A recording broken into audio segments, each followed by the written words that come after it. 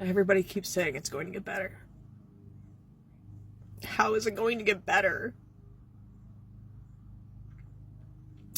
Our economy is so fucked that I work a full-time job. I make $21 an hour working 40 hours a week. I have no extra expenses, no bills out of my living. I have one credit card that's maxed because I've lived off of it, but other than that, I don't have cable. I haven't had cable in 10 years. We have cell phones, but, that's required to live on. But other than that, nothing extra. On paper, my bills are $2,701. My income is $2,710. Do the math. $9 a month before I pay for food, gas, car repairs, any entertainment. There's no money for that. And my car is dying. It's paid for, so I don't have car payments now that I'm going to replace. And I don't know how to do that on $9 a month. $9 to feed myself, $9 to buy a car, $9 for insurance. Yeah.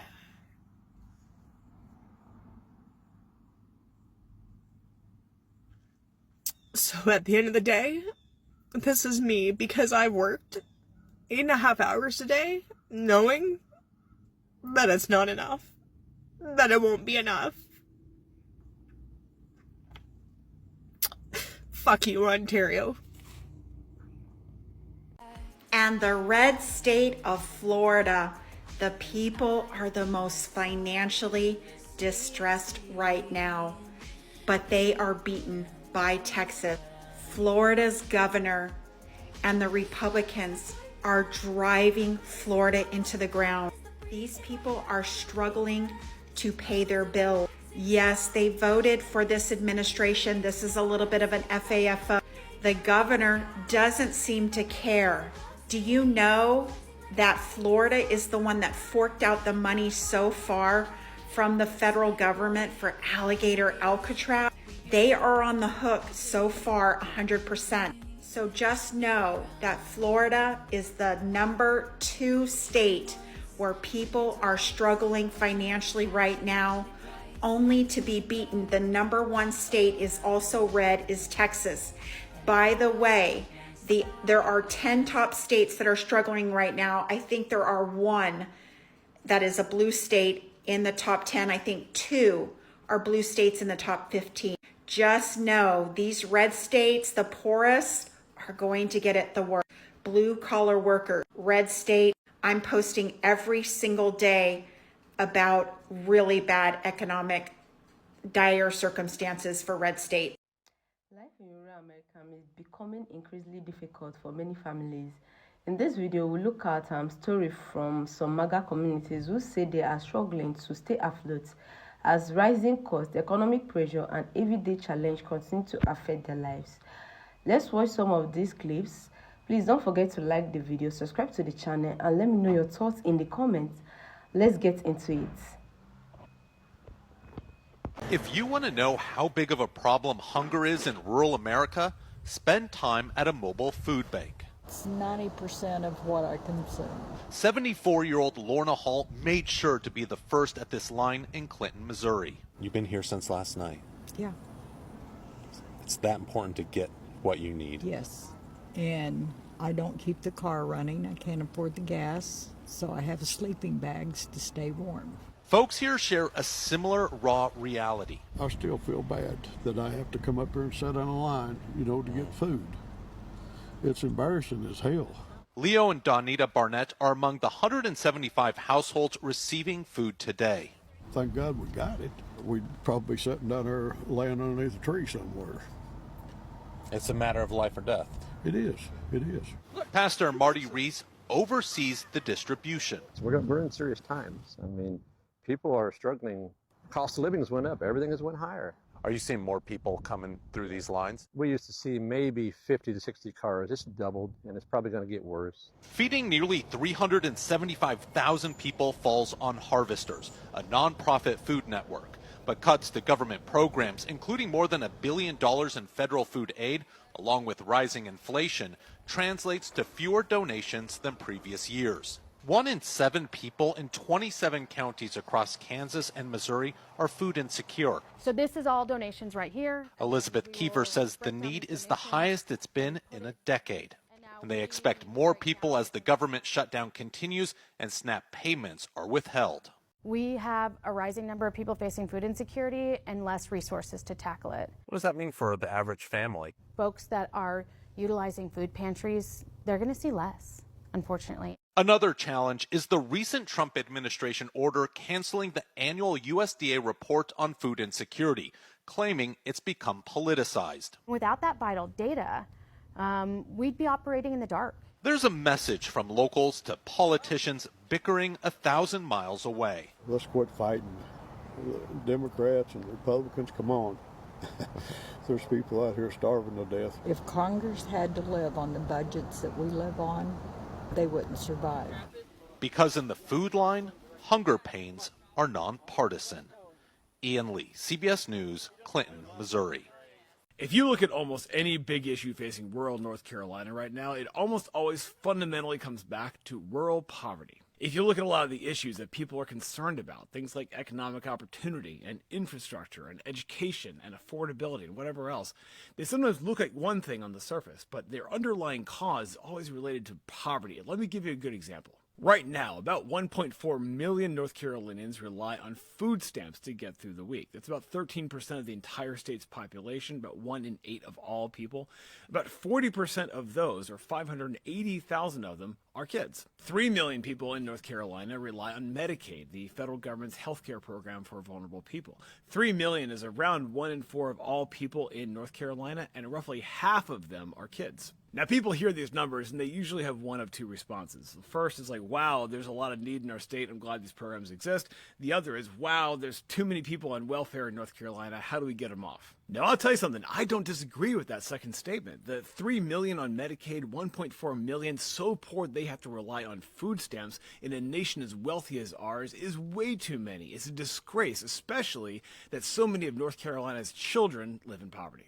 But the problem is not that they are on food stamps or Medicaid. The problem is that they are so poor that they need food stamps or Medicaid in the first place. And this is very disproportionately a rural problem. Now take a look at this. This is a map of North Carolina counties by the proportion of residents who rely on food stamps. Cleveland County, you get 20% of all people there, 1 in 5 who rely on food stamps. Wilkes County, you're at 17%. Halifax County, 28%. Robinson County, a third of the entire county is on food stamps. Now, these are different places with special challenges in each, but the cause is always the same. It's poverty. In most rural counties around the state, the economy has been in a permanent recession for 15 years or more.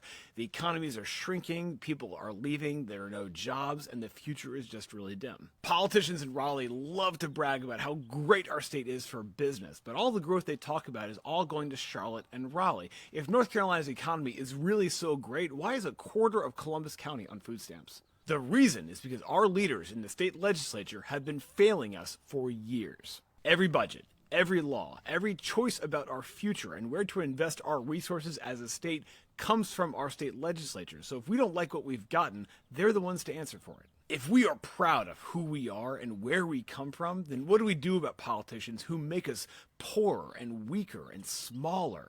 Elections give us the power to decide the future that we want, but it's up to us to use them. That's very frustrating to actually hear that. And like I said, I don't do the politics and stuff, but to hear that come from another American that, you know, is not getting $2 million put in their pocket. $2 billion. $2 billion, $2 million, $2 trillion, you know, that's a lot of money. You know, that's a lot of money, and that would help out a lot of people around here. A lot of homeless people. You could open shelters. You could really help somebody out with that. Somebody's making money on the side. It's not me. That's all I got to say. Is it frustrating? It's frustrating that you see your president getting richer and richer and the middle class is getting poor. And that's about it. Life in America right now, the economy's tough. People are struggling, you know, and hopefully it'll change. He definitely made lots of promises, and he made them seem like they were going to come a lot quicker, faster than they actually were to ever come or ever will come. Like 90% of all the elections in the past, you know, the candidates, they promised the moon and fall short at the end of the day. But I mean, I don't think he was the Donald Trump that we saw in 2016, and I don't think that he can make up for it in what's left of his current term. There is a pretty big economic divide. It's not just about different lifestyles. This is a serious issue for like income and economic growth in our future. So when rural communities struggle, it's not just their issue. It leads to brain drain, inequality, social unrest. People get upset. And a healthy rural economy is really important for a strong country. We really want to have everybody thrive. So what is the deal going on here? Why are rural economies lagging in growth? It's a mix of things. Brain drain, young folks leaving for cities, just for stuff to do for better jobs, lack of job diversity there. There's pretty poor infrastructure. You might have slow internet connections. It's a tough mix. So the rise of big box stores and online shopping kind of destroyed the Wall Streets that we had in a lot of our small towns. It used to be the heart and the soul of the community. You'd walk around, you'd meet up with neighbors, you'd employ the business owners there. That's gone. It's now Target and Walmart and Amazon. We got to think about how to bring those businesses back. It's not going to be a magic bullet, but if you take a look at a bunch of smart strategies, rural economies can do better. This is at like the state and the federal level. You need better infrastructure out in rural America. You need high-speed internet. You need better roads. You got to repair bridges and public transportation if that's possible to connect folks, get rid of those potholes too. And you can't really run a business remotely if you have dial-up connections. Then, or maybe you could use Elon Musk's Starlink. Then you need to incentivize rural businesses. And then you're talking about stuff like tax breaks and grants and low interest loans. It's probably going to happen soon. That makes it attractive for entrepreneurs or business people to start and grow businesses out there in rural areas. And research and development funding can kind of spark innovation. We can do it a little bit. It's easy in the city, hard to do in the suburbs. Now, education is probably the biggest problem. You want to invest in rural schools and technical schools to build a skilled workforce. You need upskilling and reskilling programs so that workers can adapt really quickly to changing industries going on. We're going to see a whole bunch of changes right now.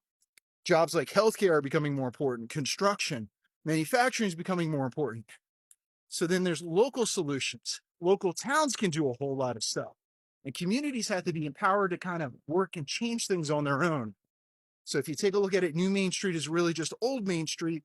It's what was demolished nationwide after the 1940s, basically putting in a mix of heart and town. You got shops, you got homes above it. People can kind of walk around, social activities, retail, networking opportunities, maybe a public park, coffee shop where everybody can hang out. And that becomes really nice. You'd have libraries, co-working spaces, performance venues. All of that lets people work together and build a community. And you got to have local input for all of this too, so that everybody's really happy with this. You could do public-private partnerships, and things can really kind of work. You can do things online digitally, but what we're seeing is even people who are working from home want to try to move to cities or places where there are people where they can already meet. You're not seeing a ton of folks meet up in rural America where they can network and work from home. But if you do a mix of online workspaces and remote work hubs or digital literacy programs, that can kind of upgrade rural America so that they're making more money, they're starting more businesses, and their life gets better. You do have access to nature. You got lower cost of living, so that looks really good. You could also look at stuff like upstate New York, agricultural tourism or heritage tourism could be a big draw for moneymakers. Niagara Falls should be a bigger tourist destination than it is today. But people want to see stuff like working farms. That should be a bigger thing in America. And you just don't want to copy what works in cities into rural America. You got to take a look at everything that's going on there in those communities and what made them special in the history. And then be careful with the whole big box realtor and the online shopping experience. That is a disaster for retail and for a lot of small businesses. So you kind of have to deal with that being there and sort of innovate a way to figure out how do you claw back some economic growth in an area when that's running there.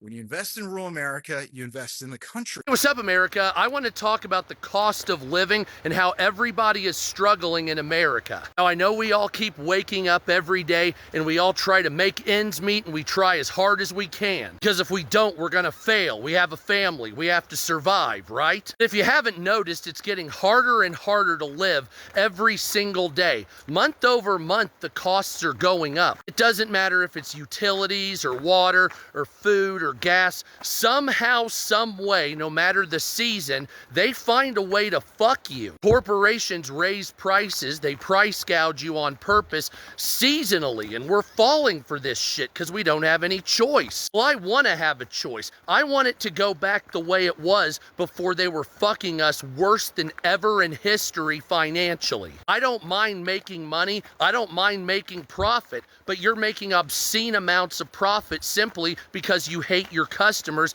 You even mock them the fact that you're taking advantage of them. And in many cases, you're getting the money, but you simply don't deserve it. You're not providing a service where it's worth it. Even shit like arcades and mini golf and fucking mountain coasters have doubled or tripled in prices. And it's the same shit. It's not like it's any extra cost. You're just fucking people for fun. Like I said, I don't mind making money and I don't even mind making a good amount of profit, but you can't fuck everybody constantly. No matter where you live in the United States, what's happening in Oklahoma public schools right now should scare the shit out of you, and we need to talk about it. Oklahoma Governor Kevin Stitt has just proposed a new program that he is calling Classrooms to Careers that would radically rework Oklahoma's high school graduation standards. Under his new plan, students would have to meet one of 3 additional brand new requirements in order to receive their high school diploma, in addition to completing all of their coursework successfully. To receive their diploma, they would now have to show that they have either enrolled in college, enrolled in a trade or vocational program, or enlisted in the United States military. On the surface, this might sound like it's about preparing students for success, but when you dig deeper, it becomes clear that this is a dangerous idea and that it would leave a lot of students behind. First of all, it would leave behind many disabled students, including both those with a physical disability and those with a mental disability. Many disabled students may be not able to meet these arbitrary requirements, but they have still worked incredibly hard to graduate, and they have earned. At the grocery store with my kids, right? And we go to get cinnamon sugar because it's cheaper than toaster strudels. Cinnamon sugar. There's like these 2 retirees like really upset about the prices, realizing that they're not gonna have enough money to like make it to the end of the month or whatever. Guy ends up looking at me and he's like, "This isn't what we voted for, is it?" And I'm just like, "No, it's sure not. No, I didn't vote for this. I voted so that you wouldn't struggle. You voted so that me and my kids would struggle." So there's like a part of me that like feels bad because they're elderly people that are like definitely going through it. I'm going through it too as a single mom with 2 fucking kids. And it's like painfully obvious because each week I have to keep on being like, we can't afford that. We can't afford that. We can't afford that. And like, it's got to the point that when my son asks me for stuff now, he says, "Mom, when we get money, can we get?" It's like, fuck. While I do have like a little bit of sympathy, at the end of the day, like I have a burning anger as well because the world was not like as catastrophically bad as they've made it out to seem. Like they created this whole situation and now they're crying when it rains. It's like, fuck y'all. Hi lovelies, welcome back to my channel. Before we get started, please don't forget to like the video, subscribe to the channel, and share your thoughts in the comments. So today we are talking about the growing financial pressure facing some rural communities across America. Some MAGA supporters say life has become much harder. Rising price, fewer job opportunities, struggling small businesses, and high cost of everyday essentials have left many families wondering how they will make ends meet. For many people in the rural America, politics isn't just about, campaign speeches. It's about whether they can afford groceries, keep up running their family farm, pay the mortgage, or find stable work close to home. Now, it is important to be fair. Not everyone agrees on what is causing these struggles. Some people blame recent government policies, while others point to inflation, global economic challenge, automation, long-term changes that have affected rural communities for years. But one thing is clear: many families are feeling the pressure, regardless of who you voted for. The bigger question is, how can leaders create more opportunities and make life better for people living in rural America? What do you think?